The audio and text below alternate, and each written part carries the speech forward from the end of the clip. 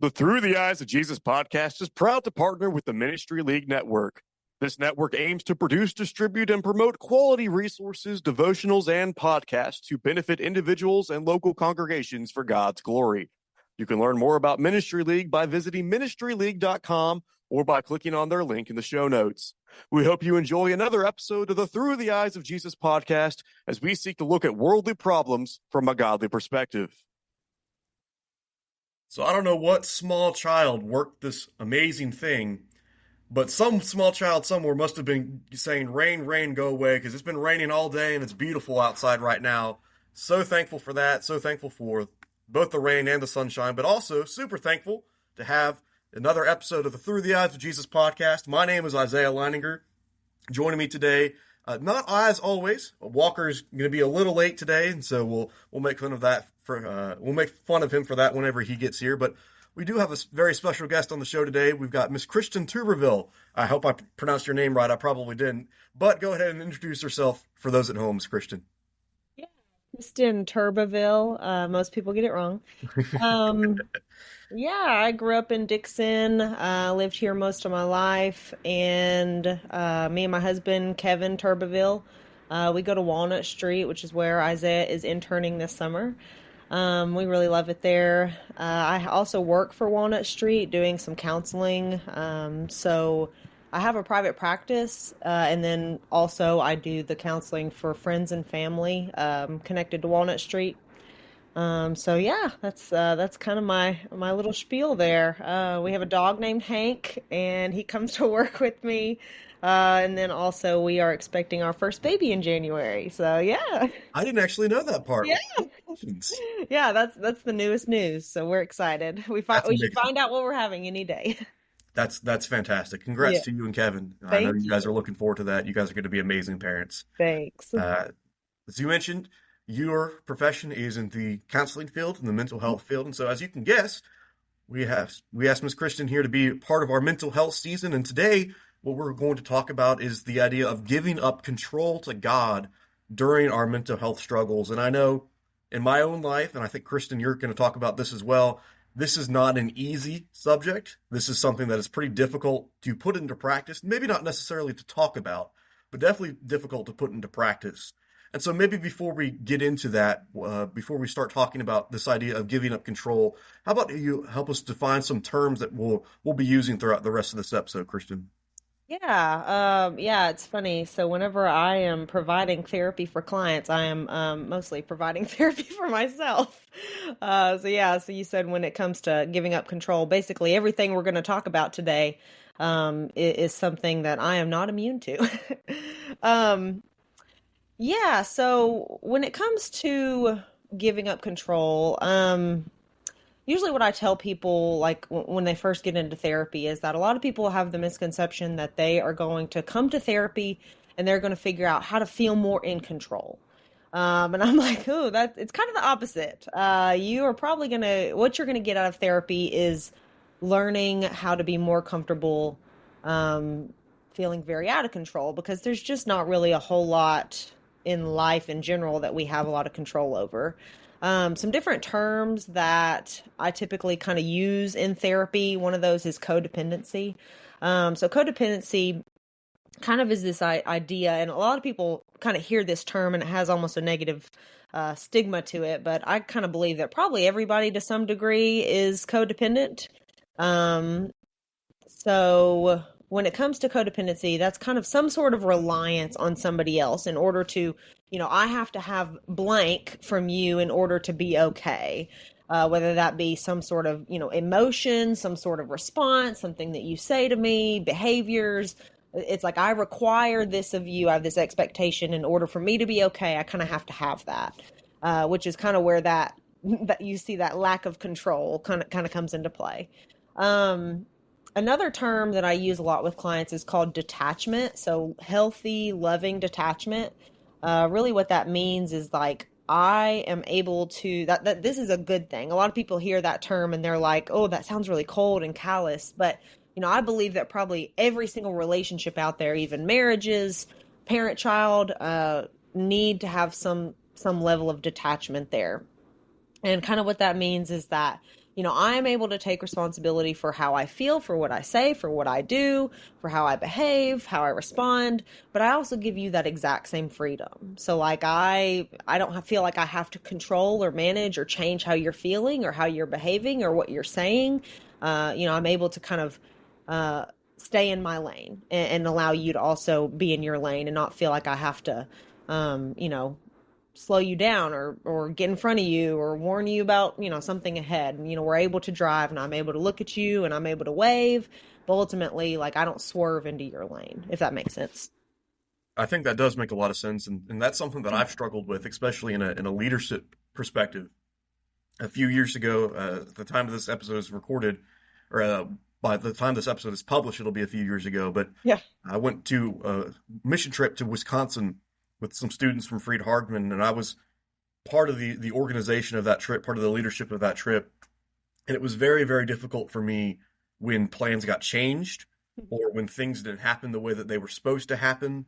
Or, an example of this is when we were trying to buy supplies at the store to help set up for the VBS that we were going to do. They didn't have the exact kind of material that I would wanted them to have.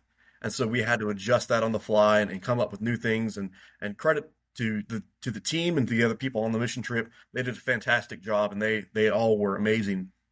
But this idea of giving up control, it's something that a lot of people struggle with, not just in leadership positions, but no matter where they are in life. It's something that they struggle with. And so these ideas of codependency, of being able to rely on someone, but also, like you talked about with detachment style, about making sure that you take responsibility for only the things that you actually have responsibility for.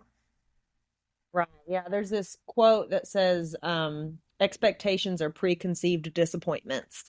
And yeah, like if I expect you or this thing or this situation to be this very particular way, whenever that does not happen, I feel very let down and disappointed.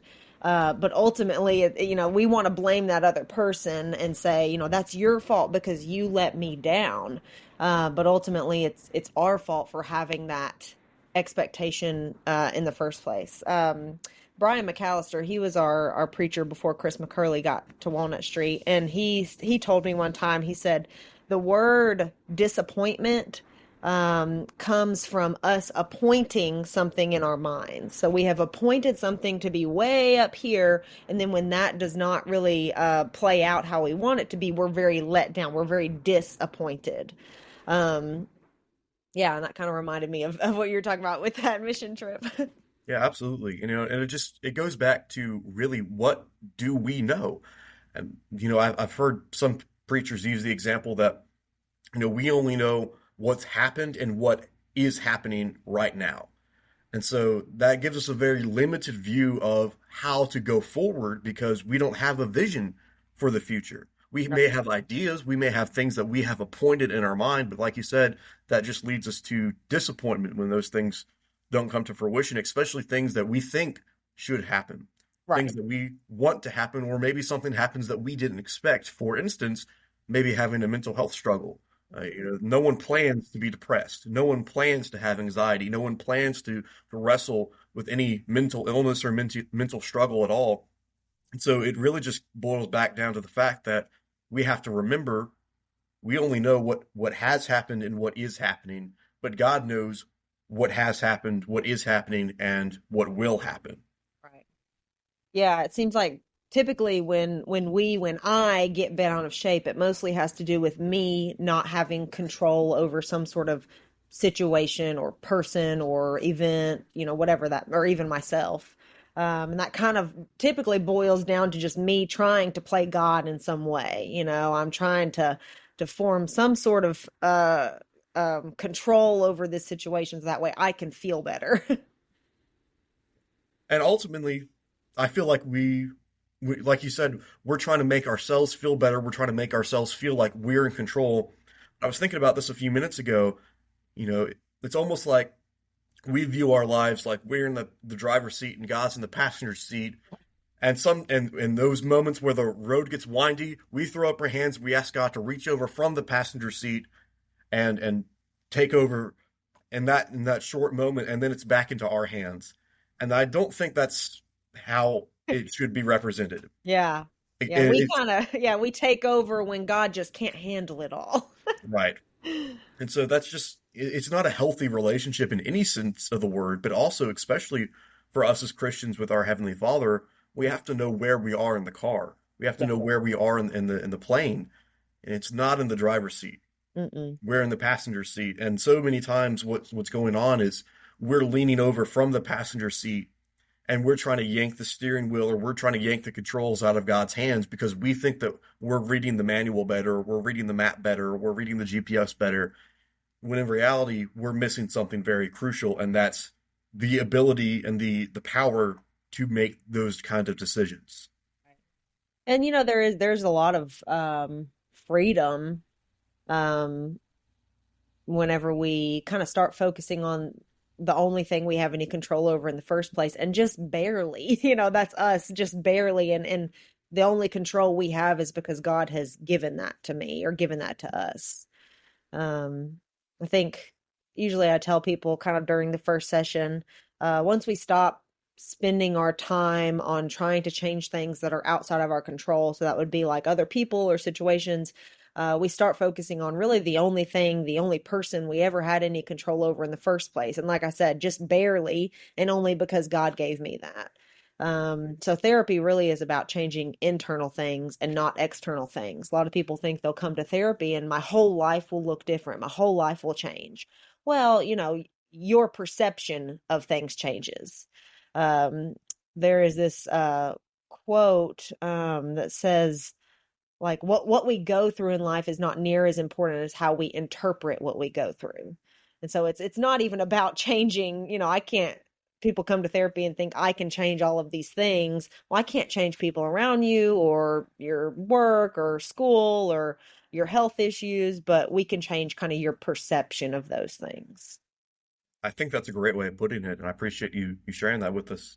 Going back to the analogy that we've been using about, putting God in the driver's seat, and really what I mean by that is recognizing that God is already in the driver's seat and not trying to kick him out.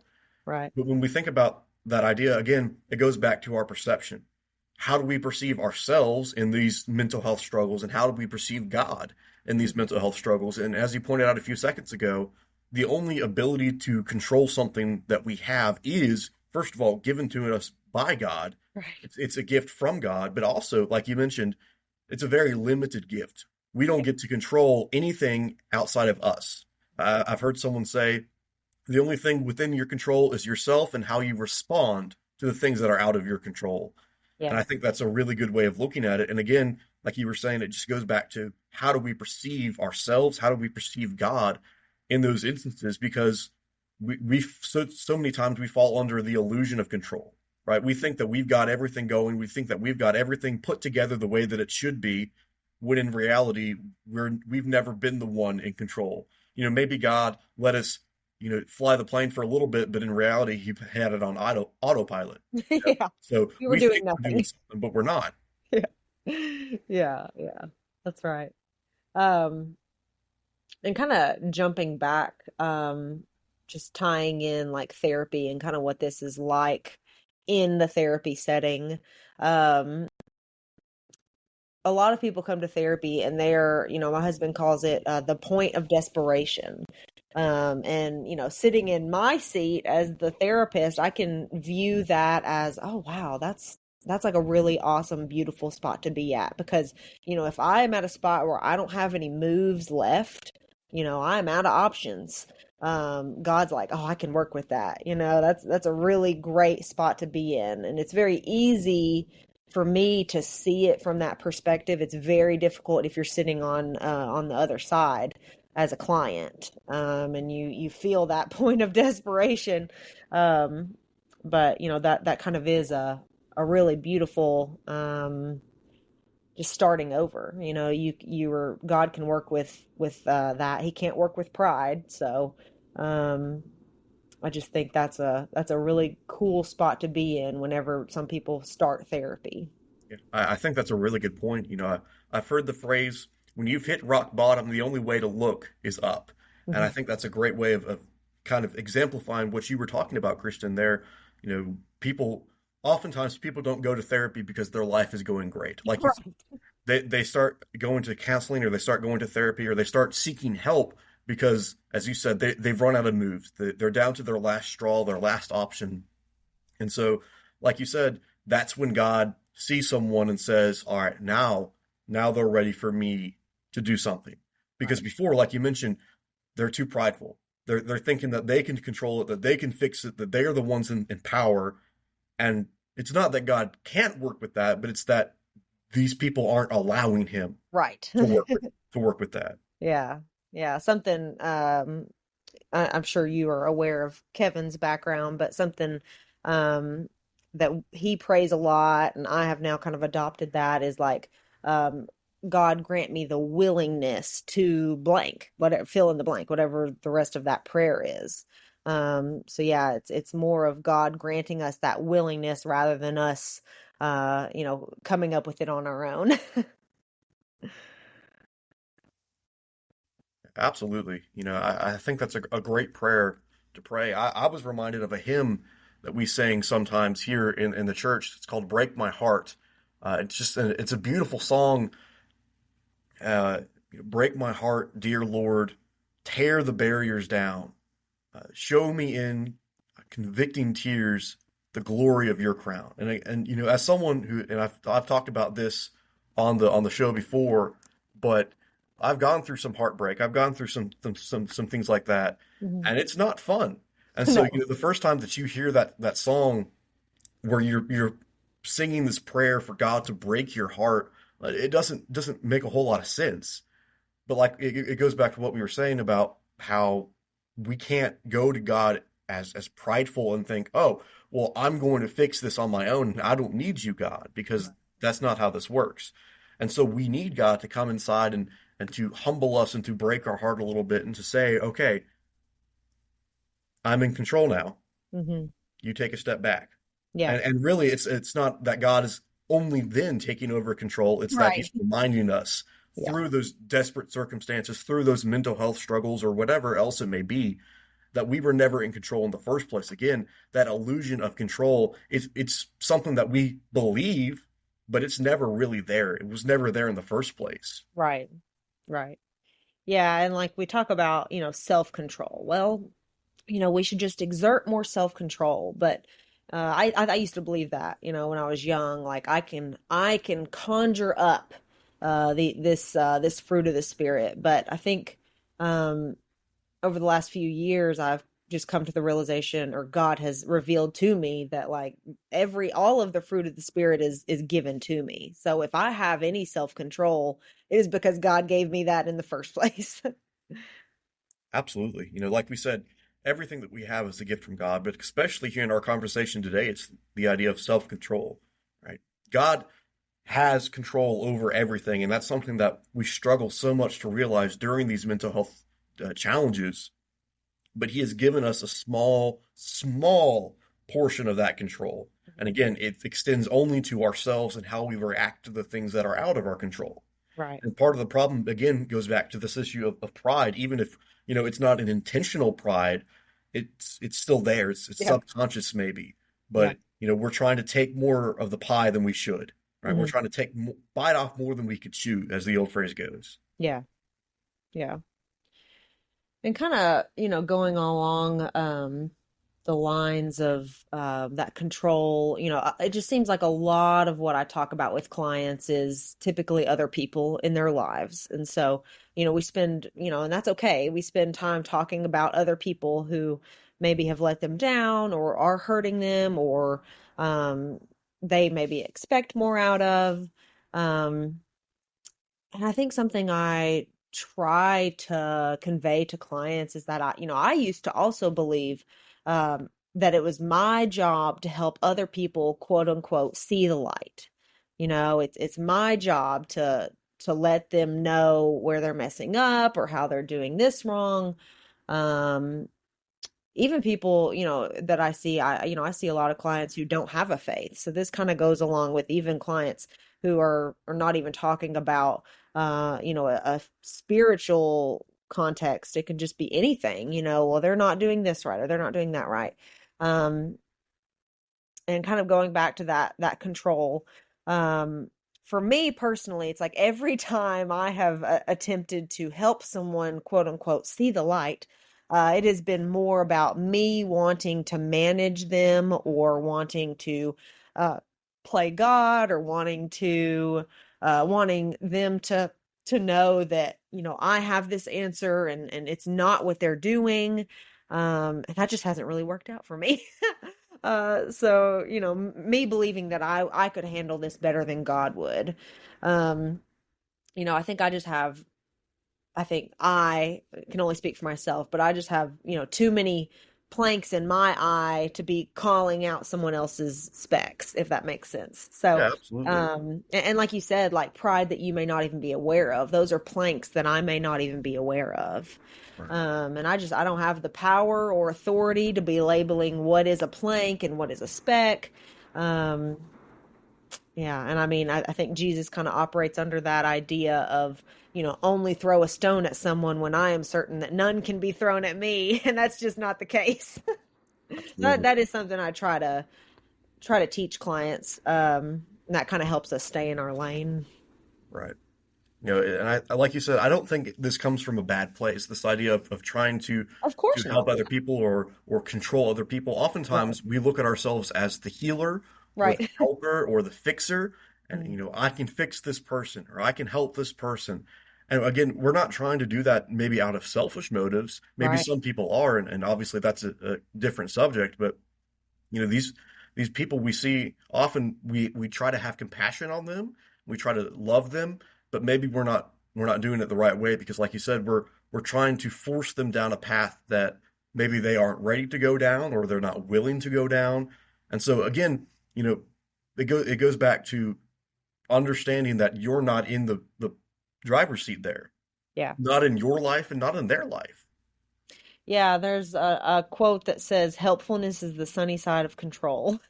And that hit me hard when I heard that. I was like, oh man, sometimes I have really great intentions and I think again, I'm helping someone see the light and um yeah, just it's so hard to you think that your motives are so pure, but it probably kind of has more to do with, in my case, it has more to do with me wanting to um maybe like predict the outcome or change how you feel or change, what you're doing and yeah, that just doesn't work out for me. Me either. I've been in that same situation, but Yeah. again, we should try to help people, right? We're obviously not advocating not to help people. Hmm. We are making sure we're trying to make you aware, you at home, that if someone is living a lifestyle of sin, they may not know better, but sometimes they do know better, and they're choosing that life anyways, and that's heartbreaking. That's difficult to deal with, but ultimately, it's not up to us about their eternal fate. We can certainly influence that, both positively and negatively. But the decision to be with God in heaven for all eternity, that's a decision that they need to make for themselves. I think about what Joshua said at the end of his life. He would say, you choose for yourself who you're going to serve. I'm going to serve God. You have to make that choice for yourself. um, keep throwing around quotes a lot, but Go for it. uh there's another quote that says unsolicited advice always comes across as criticism, and I think that kind of speaks to, handing out advice maybe when we aren't asked, that can typically come across sideways. That happens a lot. And, I think it kind of, like you said, like you were talking about a minute ago, talking about, we don't really know where someone is on their journey. Um, I really believe that it takes every single bit of whatever it's going to take in order for anyone to get anywhere. And we can't hurry that along. So it's like wherever someone is in their walk with God or their walk with, trying to get to a walk with God, God knows exactly where they're at and they are exactly where they're supposed to be. And that doesn't sit well with us. That does not sit well with humans, or it doesn't with me at least. I always think I can hurry this up, or I can help you along, or I can, cut out the middleman, or, save you a lot of pain. And I don't know, I think God a lot of the time is just like, no, these people are exactly where I want them to be, because guess what? He's way more powerful than anything that I could say to them. And I have to believe that God is just, he can work with anything. He can turn any sort of just garbage into, gold. And so if I really believe that, if I really believe that he is that powerful, then there's really nothing I can do to speed that up other than, like I said, if they're asking for help, then I believe, they're asking for help. God could use me in that way, but um I think it's hard to hand out advice. And that's another misconception I'll kind of just touch on. A lot of people think that therapy is advice giving, and it's not. That's kind of something that they teach you in school, is that therapy is not advice giving. I'm not here to share my opinion or what I think about this or how I feel about this. That doesn't matter. Therapy is about you working out your own problems, and me kind of facilitating that. Um, so yeah, that's just kind of sometimes a misconception. People sometimes get to therapy and they're like, well, I want you to tell me what to do and how to do it and when to do it. And I'm like, oh, I don't know that's that's not really helping you solve the case or solve your own problems, which is really what therapy is all about. Right.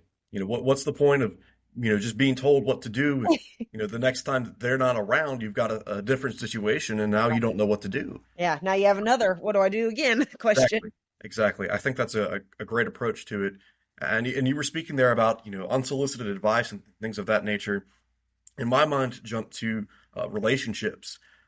In the husband and wife dynamic, oftentimes, at least from an outsider's perspective, it seems that the wife will come to the husband with an issue or with a problem, and she's pouring out her soul and her emotions to him, and the husband says, "Well, have you tried this?"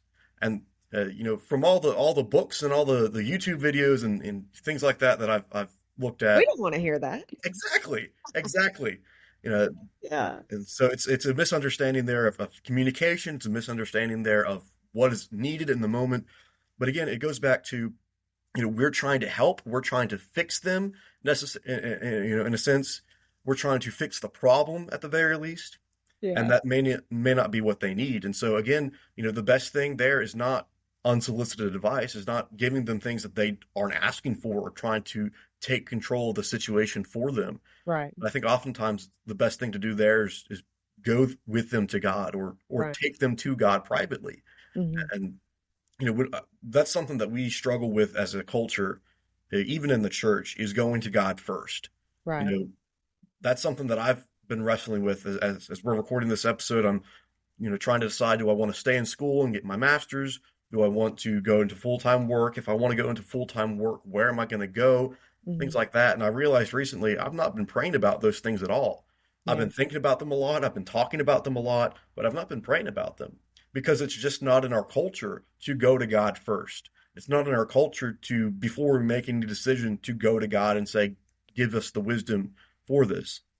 And the whole problem with that is that we're trying to solve these things on our own and work out these things on our own and take control of these problems, whatever they may be, mental health struggles or not. And we don't remember the fact that we've got the most powerful ally we could ever have right by our side, who already knows what's going to happen. And we don't go to him for comfort or for wisdom or for guidance or for strength or for peace or anything, because we're trying to take control ourselves. Yeah. Yeah, I think I used to think that when I was younger,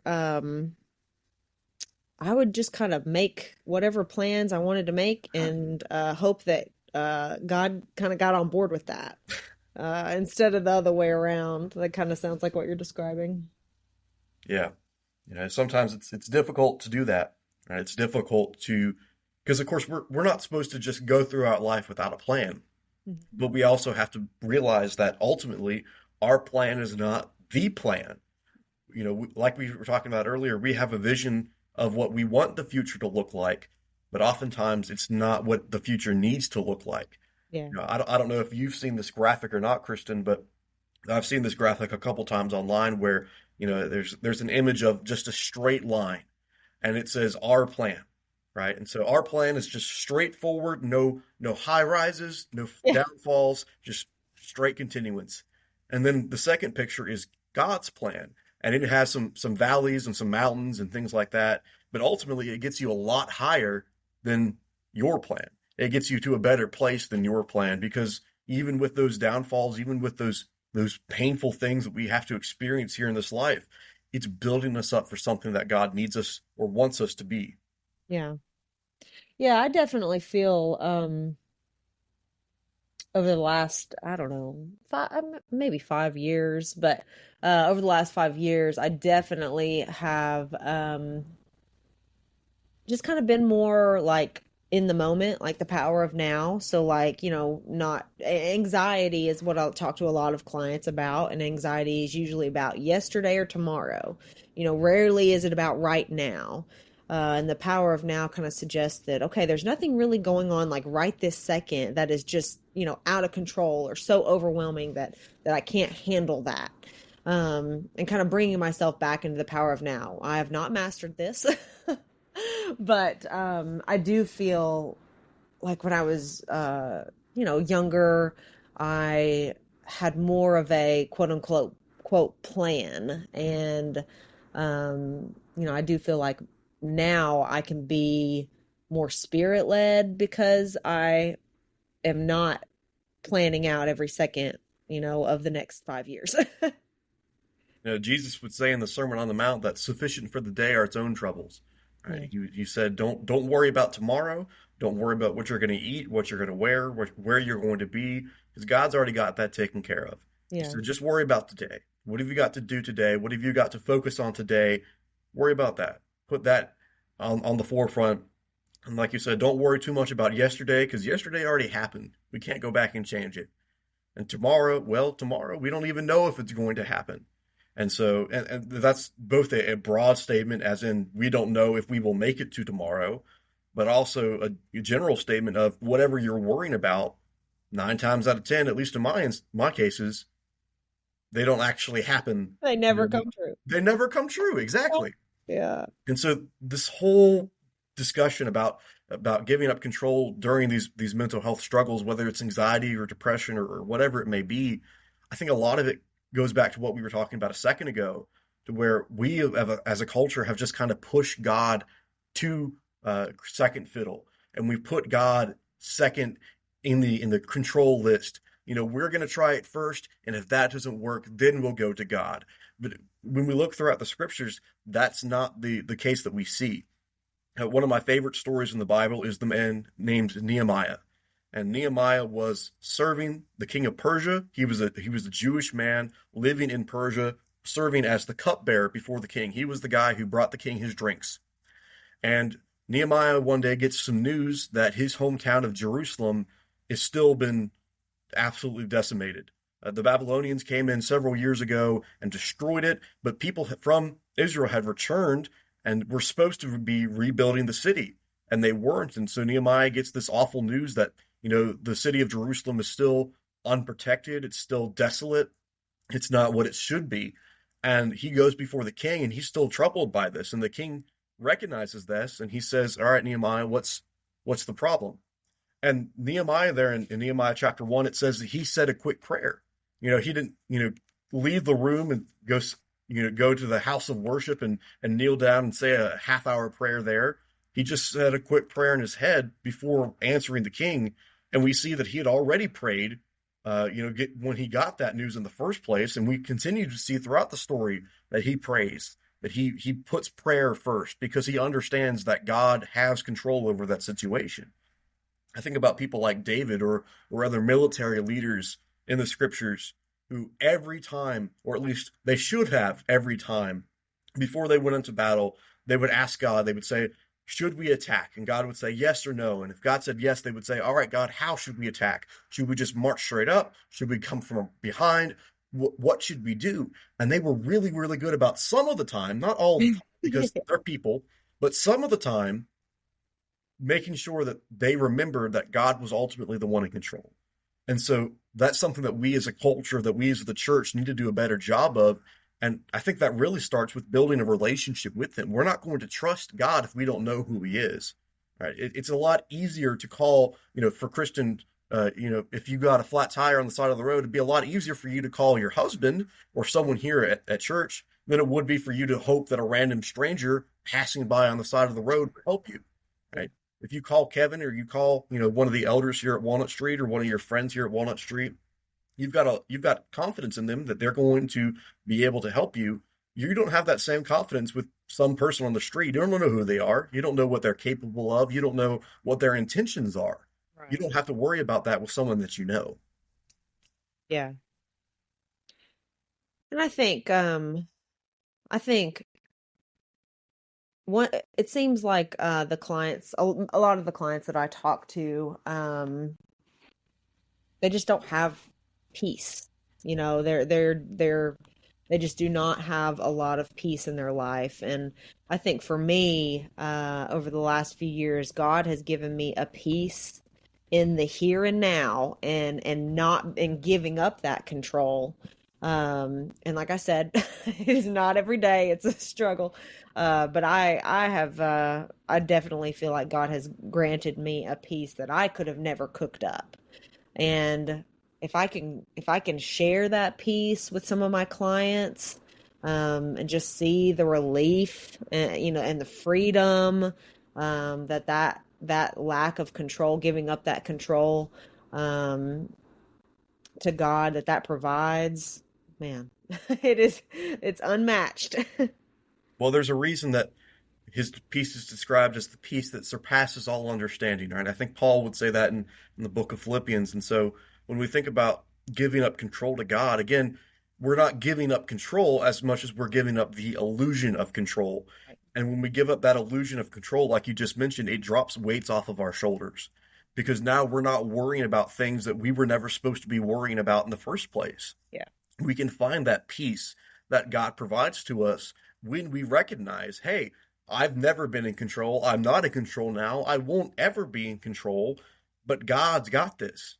I need to trust in him and remember that he has control. I think about a couple of the psalmists. They would write that we need to take shelter in the refuge of God's wings, right?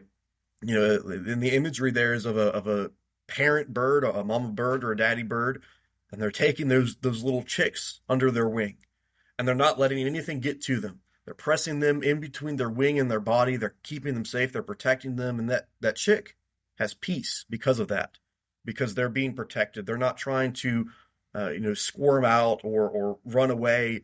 At least they shouldn't be, because they're safe there in the shelter of their parents' wing, and that's what we need to be in Christ. We need to be sheltered in him. I was thinking about this the other day as I went on a hike with some folks here from Walnut Street, and we got to see a turtle, which was pretty cool. And I was thinking about that turtle as we kept going on the hike, and I thought to myself, I wish I had as much faith in God as that turtle does in his shell, because the turtle never leaves home without his shell. Yeah. And if the turtle is ever in any danger, where does it go? In his shell. And I think sometimes we don't do that with God. We leave him at home, or we try to get out of our shell and deal with things on our own, when that's not how we were built. That's not the way that we were designed to operate, because like we were mentioning, when we try to take up control, we're picking up things that don't belong to us, that are weighing us down, that give us that anxiety, that depression, that whatever it may be. And so when we think about this idea of trusting in God, we have to remember that he is worthy of our trust, that he is in control, that he has a plan for us, a plan for our welfare, a plan for our future, and a hope, not for our destruction, just like he told the people of Israel when they were captured by the Babylonians, we talked about a second ago. Yeah. Yeah, I think when it comes to control, it is fake. And we were never created to carry this stuff. That's why God is like constantly reminding us, like, this is my job. This is not your job. Cast your burdens on me. And that reminder is just constant all throughout the Bible. Like, hey, you were never created to fill these shoes. And pride kind of keeps us, trying to do that. Keeps me trying to do that. But yeah, it's very humbling. And a lot of people, I think, don't recognize that once they kind of ungrip, take the grip off of all of their problems and like let go of it, that's where there's peace. It's not in the holding of all the stuff and the managing of all the stuff. It's actually when you let go. It's not about having your ducks in a row. It's about not having ducks in the first place because you live in an apartment and you don't have room for them. That's right. That's right. Kind of a funny way to put that, but you're absolutely right. Like you said, the true peace comes when we let go of the things that are God's, like the analogy that we were using earlier about being in the passenger seat. I don't know how familiar you are with this or anyone at home, but it's incredibly dangerous for someone in the passenger seat to reach over and grab the steering wheel out of the driver's hands. When I was in high school, I took driver's ed, and I don't remember a whole lot from that class, but one thing I do remember is a story that the driver's ed teacher told us. I don't know if this was something that happened in our area or something that he was just familiar with, but there was a story about some teenagers that were driving one night, and there was a girl that was driving, and her boyfriend was in shotgun, and he was just trying to mess with her, and poke fun at her and rile her up a little bit, which is what most boyfriends do. And he was reaching over and just grabbing the steering wheel a little bit. And they ended up crashing, and almost all of them died. And that's a really dark story, but it serves a point because when we reach over and try to take the steering wheel out of God's hands, then we're putting ourselves in danger by not allowing Him and His infinite wisdom and His infinite power and His infinite love to be the guiding force in our life. And like you mentioned, the Bible is chock full of so many instances and so many people who tried to take control in their own life, and it did not work. I think about Peter in Matthew chapter 16, where Jesus, he asked him, "Who do you say that I am?" And Jesus said, "You are the Christ, the Son of the living God." And Jesus is like, "Yes, you got it, Peter. You understand. I am Christ. I am the Son of God. Way to go, Peter." But then the very next thing, probably no more than like 2 minutes later, Jesus tells them, "I'm going to go to Jerusalem and I'm going to die on the cross. And I'll be raised again after 3 days." But Peter had already stopped listening when Jesus said, "I'm going to die on the cross." And Peter pulls Jesus aside and he says, "Jesus, I forbid it. I will never let that happen to you." What is he doing there? He's trying to take control. He didn't want his teacher, his best friend, to die. And certainly we can relate to that. We don't want bad things to happen to those that we love. But Jesus hits Peter with one of the most devastating statements in all of Scripture. Jesus looks at Peter and says, "Get behind me, Satan, because you are focused on the things of man and not on the things of God." Again, Peter was trying to pick up things that weren't his. He was adding weight to his satchel that he didn't need. He was worrying about Jesus dying on the cross, when in reality, he should be worried about, how am I going to serve Jesus today? How am I going to follow him today? I just made that amazing confession. How am I going to live that out? And we see that throughout Peter's life as well. Towards the end of the Gospels in John chapter 21, Jesus tells Peter, "I've got a job for you." This is after Jesus had died and was buried and had rose again on the third day. And he's appeared to Peter and the other apostles on the beach. And he tells Peter, "I've got a job for you to do. You're ultimately going to pay the price for it. You're going to die because of this, Peter." And Peter kind of looks around and he sees the apostle John and he's like, "Well, what about John? What's John got to do?" And again, he was worrying about things that... Stay in your lane, Peter. Stay in your lane. Exactly. Exactly. And there's so many other instances. We've got here on our script, Jonah and Aaron and the golden calf, when he was worried that Moses had died. And we could talk about the Pharisees putting burdens on other people that they weren't willing to follow themselves. But the point is, with all of these examples and so many more throughout Scripture, We see humans doing the same exact thing, falling into the same exact trap that we so often fall into, that I so often fall into. That when things don't go exactly the way that I want it to, I question whether God's got this. Yeah. And that should never be a question. Obviously, we're going to have that question, and God is going to be patient with us when we have that question.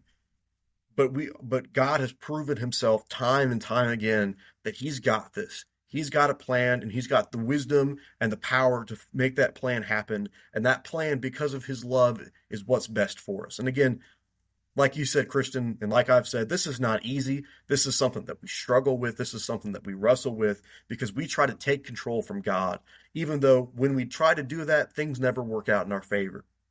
Things never go the way that we think they will when we try to take control, because ultimately, not only are we wasting our effort on something that we can never do, we can't take God's control out of his hands. We don't have the strength or the authority to do that. Yeah, But I'm not that powerful. yeah, exactly. Exactly. No one is. We can't take control away from God, but when we're trying to, whether consciously or subconsciously, we're not focused on the things that really need our attention. Again, worry about today. Focus about today. Tomorrow, we don't know if it's going to happen. Yesterday, it already did happen, and we can't change that. Worry about today. And so, these mental health struggles, I talked about mine on the show, and we've had other people talk about theirs on the show. And Kristen, you obviously have some experience helping people with these, and so it's not an easy thing to go through. I know you've had clients share some things that have happened to them or that have gone on in their lives that are just horrible, that are devastating, and certainly we do not want to minimize those things because those things are difficult. But we have to remember, and we have to have faith that God's in control. Yeah, absolutely. Any other thoughts for us, Christian, as we're about to wrap up this episode? Any other things that you want to contribute? Um, one final comment. Chris McCurley, our preacher over at Walnut Street, I thought Sunday he made a really awesome point that stuck with me. He was talking about, we must become like children. And, you kind of think about that and you're like, oh, a child, they're humble. They haven't experienced, hurt or, sin. But what Chris was kind of getting at was that a child is completely 100% reliant on their parents.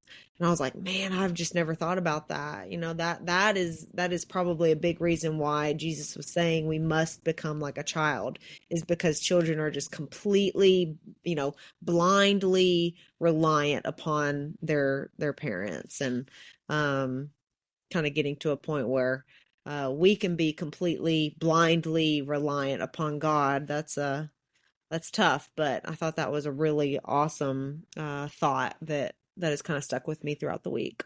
Yeah, absolutely. In a similar vein, I saw someone post on Facebook. I don't remember who now it was, so this is my way of citing my sources because I don't know who it was. But he was talking about how, he and his wife, they have a newborn child, and it was time for her to be fed. And so he was downstairs preparing the food for her, and he could hear her upstairs just crying because she was hungry. She needed to be fed. And she didn't realize that he was downstairs at that very moment preparing the thing that she was asking for. Yeah. And, that struck me because that's something that I worry about a lot. The thing that I am wanting, the thing that I am desiring, when is it going to come? Is it ever going to come? And again, it just goes back to the idea that God's in control. God may be downstairs making the food for us that we're crying about right now. God may be preparing something for us, the thing that we're desiring so much. It may be in the works. And maybe it's not the thing that we want. Maybe it's not going to be when we want. But again, it goes back to the idea that God sees what has happened, what is happening, and what will happen. And so we have to remember that ultimately he's in control. He's always been in control. There's never been a moment where he's not been in control. And there's never been a moment where we've been in control. Right. So as difficult as it is, and as sometimes as painful as it is, like you said, Christian, we've got to learn to let it go. We've got to Yeah. learn to remember that we're not in the driver's seat of our own lives. Even the people who aren't Christians, they're not in the driver's seat of their own lives. They just don't recognize who is. And so it's our job as Christians to recognize, hey, I'm not in the driver's seat. God's driving. And I'm not in the passenger seat giving directions either, because God knows where he's going. Yeah. I just need to be along for the ride and be content with where God leads me. And again, it's not easy, but it's something that will get easier with time. The more that God shows himself to you, the more that God proves himself to you, the more that you study his word and see how he's already done that for other people. Mm-hmm. I like that point that you made, Isaiah, and it reminded me of something that I heard in therapy.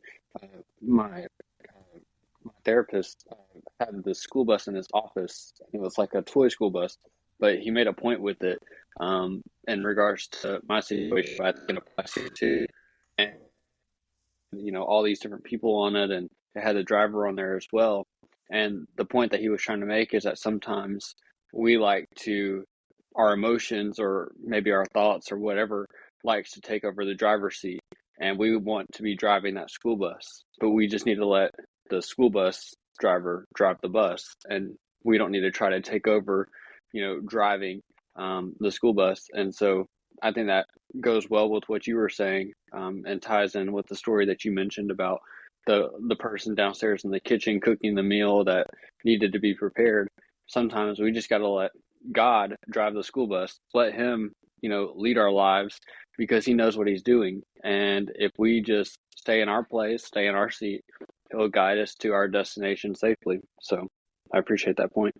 And the mysterious Walker makes his first Thank appearance. That's a great point, Walker. When I was younger, I played soccer, and one of the things that the coaches always got crazy about, that whenever this happened, they would just blow a gasket, was when all the players would converge around the ball.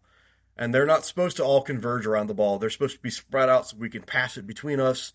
And so I remember vividly them setting up cones all down the field, and we weren't allowed to switch over into someone else's lane of cones because we were supposed to stay in our lane and trust that they were going to pass us the ball if we were open, that we would get the ball when it was the right time for us to get the ball. And so again, we have to remember, stay in our lane, stay in our seat, let the person who has the ball, let the person who has the wheel ultimately be the one to lead us to where we need to go. And again, that's not easy, but when we talk to God and when we communicate that with him, not only is he going to show us patience, but he's going to give us patience when we ask for it.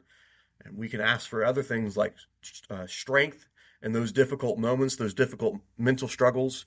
We can ask for wisdom to see how God is leading us. We can ask for comfort in that difficult moment.